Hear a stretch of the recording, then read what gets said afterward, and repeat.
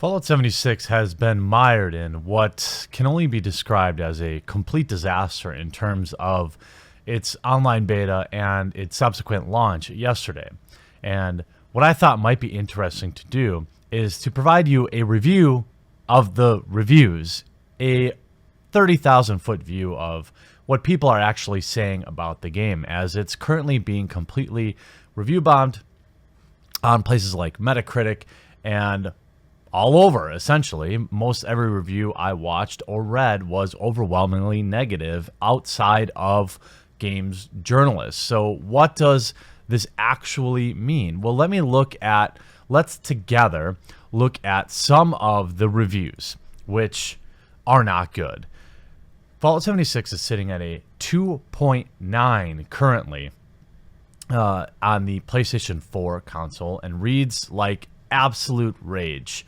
Now, it's difficult to gauge if these are people that were disappointed in the always online gigantic open world style from Jump Street and just waited till now to air their grievances, which is, I'm sure, certainly part of them, or people that have genuinely purchased the game in good faith, played it, and didn't like it.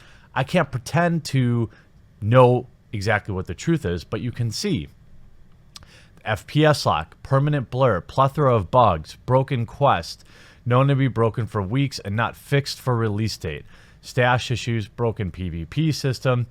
I've never had such a horrible gaming experience in 25 years. My account has been stuck at signing in since the beta over a week ago. It's embarrassing, Bethesda releasing this buggy, unfinished game, and they has the audacity to charge $60 for it while also filling it with microtransactions. Are you kidding me? What is this poop?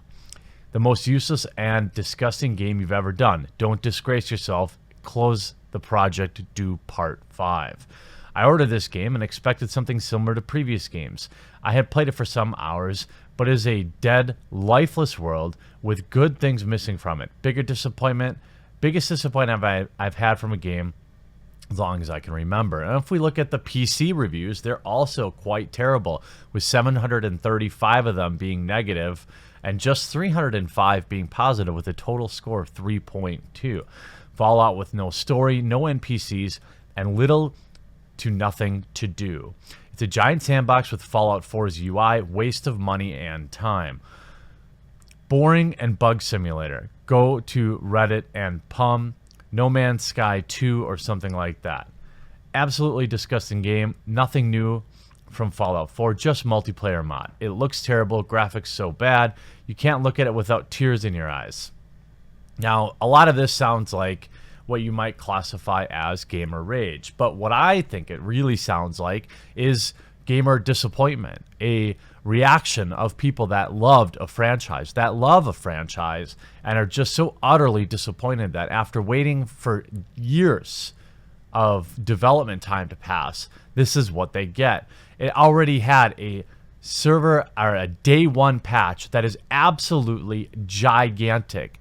Hop in after you've downloaded the day one patch, which, by the way, the game comes with a massive 53 gigabyte day one patch, which is actually larger than the initial install file of 45 gigabytes.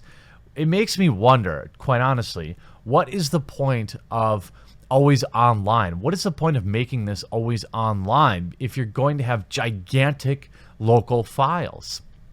Fallout 76 requiring a day one patch with a downloaded size of 52 gigabytes, which is even larger than the main game. In total, players will need about 97 gigabytes of free space to install Fallout 76. PlayStation Universe reported.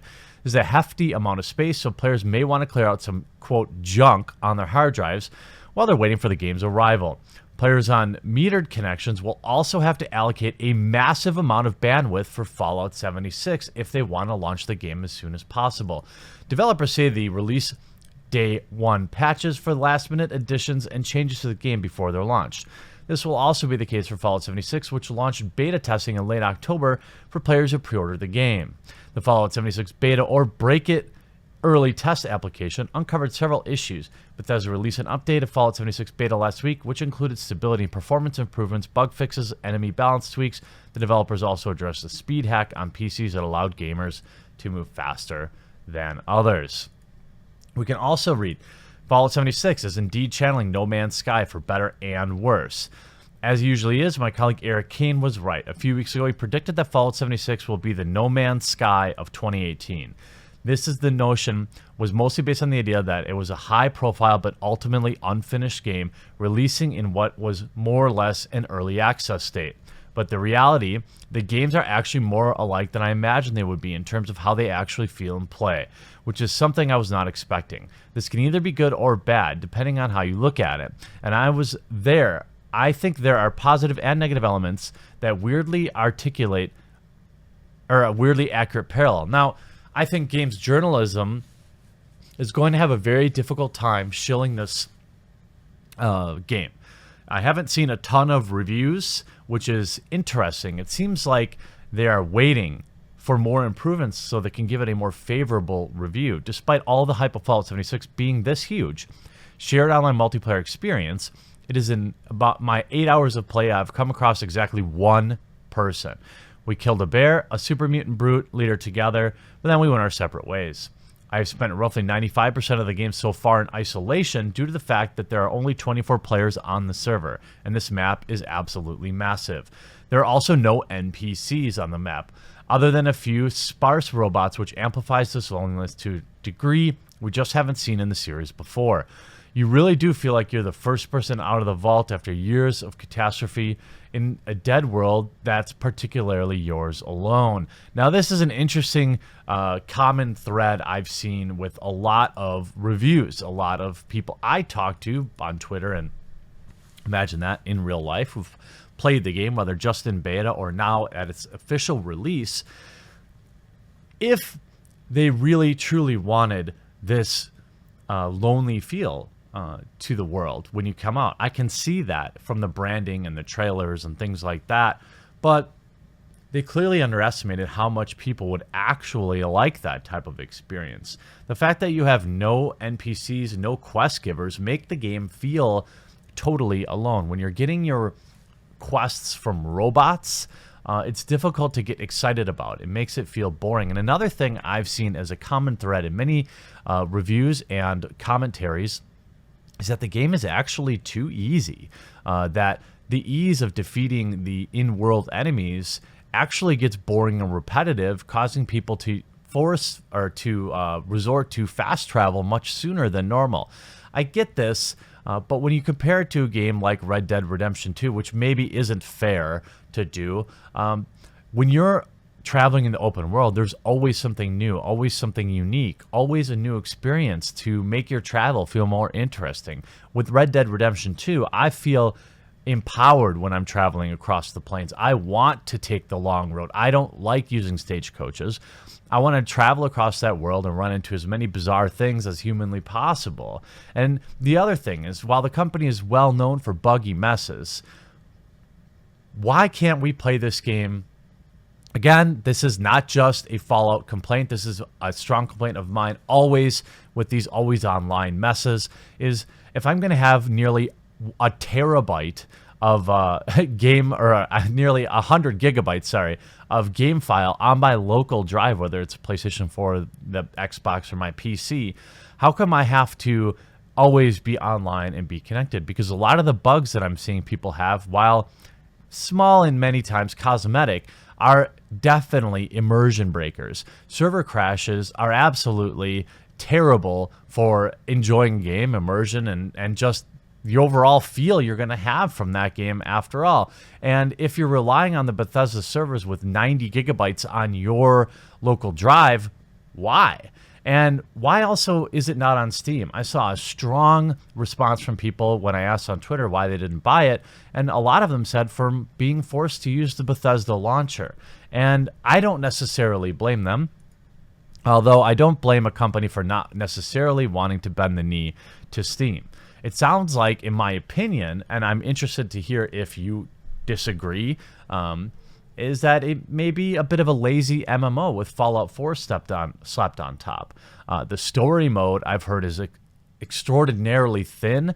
Some people have described it as trash, even though the world looks amazing. And the general feedback from the player base also that I see is that people wanted they didn't want a multiplayer Fallout. They wanted a new Fallout, but with multiplayer.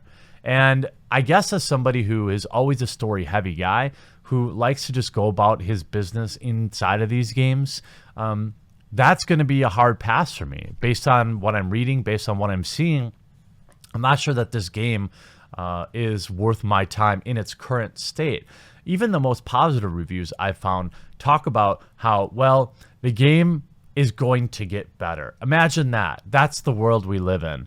Buy the game now and hope it gets better. How about just don't buy the game and we can force our AAA and really any game development company to deliver a more complete product. This idea of releasing a beta into the public and expecting everyone to pay full price and just deal with it is absurd. Another strong positive I've seen with Fallout 76 comes from people talking about how great it is when you can play with a friend. And to me, whenever I hear this, this makes a game a hard pass because I don't always have time to schedule meeting up with people online. And sometimes I just want to pop in for an hour or two and just de-stress. And a lot of time that involves just grinding or, exploring the world or doing something like this. Now, clearly there's a market for this type of gamer, for this type of person. Also, clearly, there is a strong Fallout contingent. Every review I've seen, even with the ones that I thought were reasonably fair, were massively downvoted. And I can only really attribute that to either upset fans or blind fans. And look, we all have that title, okay? We all have that title. We all have that band that releases a real sellout record that you secretly like or that you defend to all of your friends because you've enjoyed the last 8 records. Or you have a game franchise that you just are too dedicated to really talk out against. Look, I love Madden. It's hard for me to not buy it every year, even though I know it's tiny incremental changes with absolutely zero time spent on innovation and most time spent on microtransaction and monetization.